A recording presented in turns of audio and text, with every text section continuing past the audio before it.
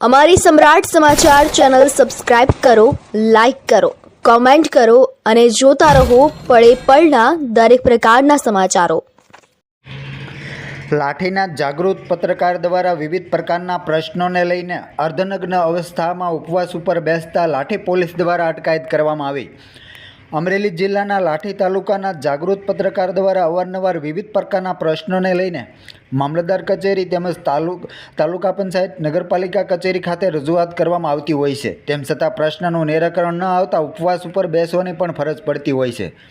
લાઠીના જાગૃત પત્રકાર રજનીકાંત રાજ્યગુરુ દ્વારા દબાણ બાબતે તેમજ ટ્રાફિક સમસ્યાનો ઉકેલ લાવવા ચીફ ઓફિસર, કલેક્ટર, નાયબ કલેક્ટર, ગૃહમંત્રી, મુખ્યમંત્રી સહિતનાઓને અનેક વખત રજૂઆત કરવા છતાં કોઈ નિરાકરણ ન આવતા આખરે પોતે નગરપાલિકા સામે અર્ધનગ્ન અવસ્થામાં આંદોલન ઉપર બેસતા લાઠી પોલીસે અટકાયત કરી અને પ્રાંત અધિકારી સમક્ષ રજૂ કર્યા હતા.